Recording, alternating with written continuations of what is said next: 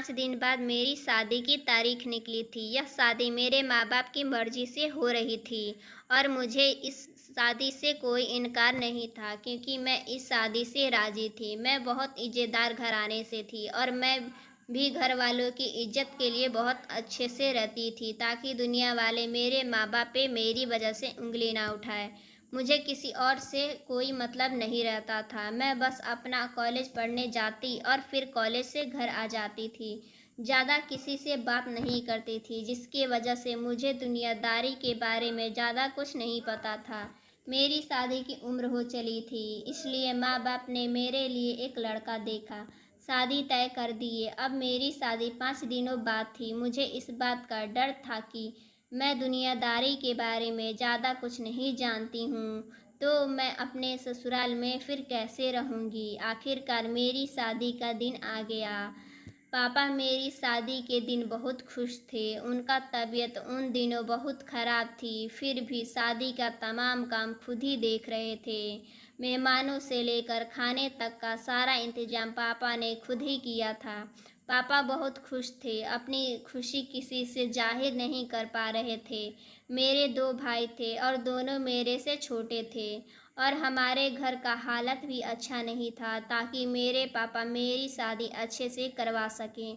उन्होंने कुछ कर्ज भी लिया था और मैं इस बात से दुखी थी कि पापा को मेरी वजह से कर्ज लेना पड़ा। खैर सारे लोग इस शादी से बहुत खुश थे। अब मैं अपने ससुराल आ गई थी। मेरे ससुराल वाले मेरी बहुत अच्छे से स्वागत किए। मैं बहुत सुंदर थी। कोई भी देखता मुझे तो कांच की गुड़िया होने का गुमान करता था। मुझे मेरे पति ने फ़ोटो में देख रखी थी, लेकिन जब मुझे अपने सामने देखा तो दिल थाम रखा था उन्होंने। उसे विश्वास नहीं हो रहा था कि इतनी सुंदर कांच की गुड़िया मेरी बीवी बन चुकी थी। शादी की पहली रात ही मेरे पति मुझे इतना प्यार दिए कि मेरा सारा डर खत्म हो गया था। मैं बहुत खुश थी और भगवान को धन्यवाद भी कर रही थी कि मेरी शादी का दिन गुजर गया। शादी के अगले दिन पता नहीं क्यों मेरे पेट में हल्का-हल्का दर्द होने लगा।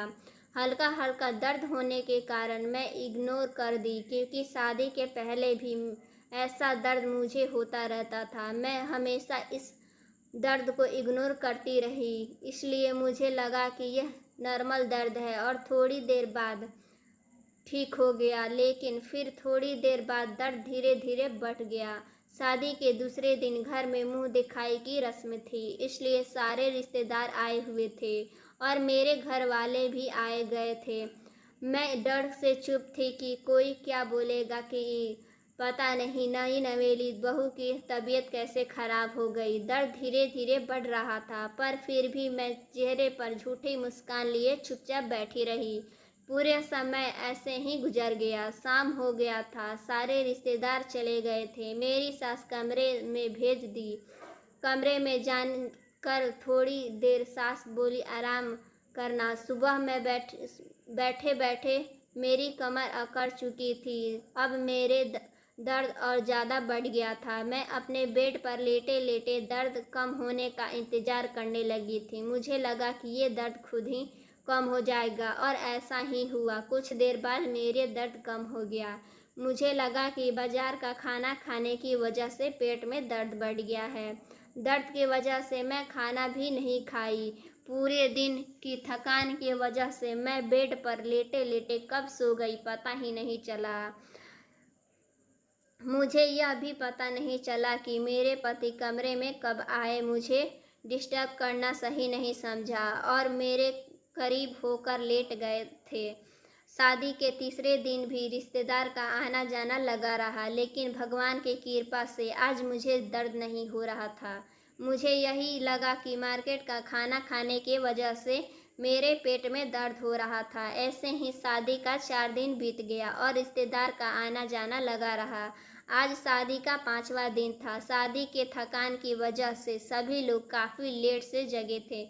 मेरे दुल्हन होने की वजह से मुझे जगाना कोई ठीक नहीं समझा। दिन के 10 बज गए थे और मेरी ननद मेरे लिए रूम में नाश्ता लेकर आई। मुझे हल्का हल्का दर्द महसूस हुआ, लेकिन मैं इग्नोर कर दी। मुझे लगा कि यह मेरा वहम है और मैं सबके साथ हंस बोलकर समय गुजारने लगी। दोपहर के 2 बज गए थे। मेरी सास ने कहा, बहू जाकर कमरे में आराम कर लो। फिर मैं कमरे में चली गई और बेड पर लेट गई। लेटे लेटे पता नहीं कब आंख लग गई। अब मेरी आंख खुली तो शाम हो चुकी थी, लेकिन मैं बेड पर से नहीं उठ पा रही थी क्योंकि मेरे पेट का दर्द धीरे धीरे बढ़ने लगा था। अब रात हो चुकी थी। रात का खाना सब लोग खा रहे थे। मुझे भी बुलाया गया। मैं सबके साथ क्योंकि मेरे बैठी पेट थी। का मेरे दर्द दर्द धीरे धीरे के बढ़ने बारे लगा। में अब किसी को रात हो पता चुकी नहीं थी। चले, रात का इसलिए खाना मैं सब थोड़ा लोग बहुत नाम खा के रहे लिए थे। खाना मुझे खा भी ली।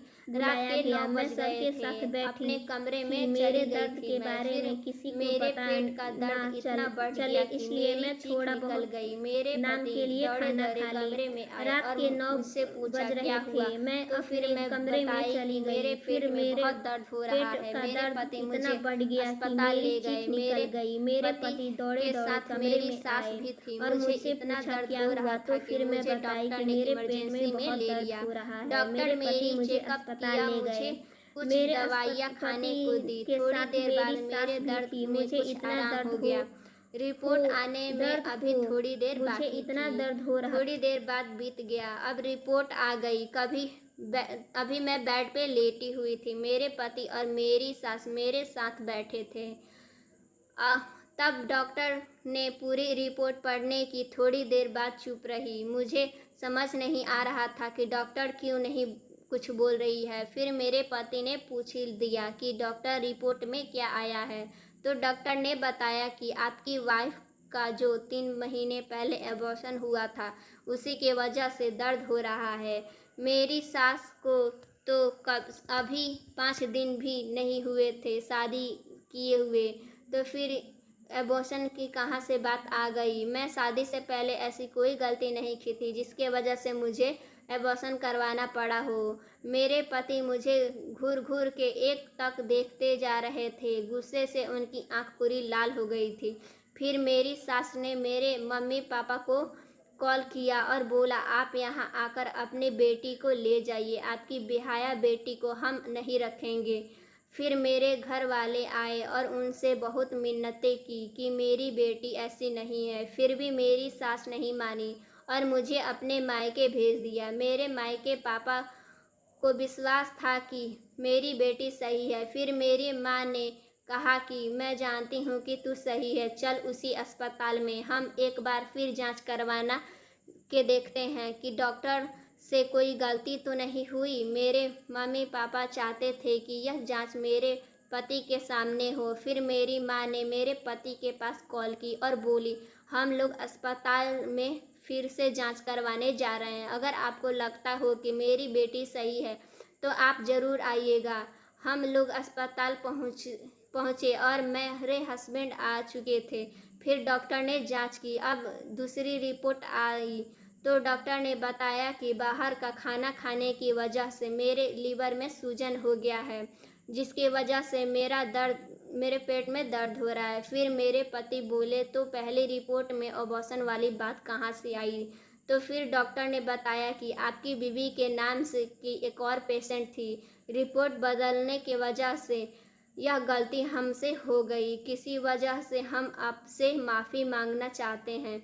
हम लोग अस्पताल से अब बाहर निकल गए थे। मेरे पति को बहुत शर्मिंदगी हो रही थी कि उन्होंने मुझे पर विश्वास नहीं किया। वहीं से मेरे पति मुझे लेकर अपने घर चले गए और जब सास माँ देखी तो गुस्से से लाल हो गई और फिर बोली, तू इसे क्यों लेके आया है, यह बदचलन और बेहया है। तो मेरे पति ने सारी सच्चाई बताई और सारी सच्चाई जानने के बाद मेरी सास मुझे खुशी खुशी अपना ली और अब हम अपने घर में खुशी खुशी रहने लगे।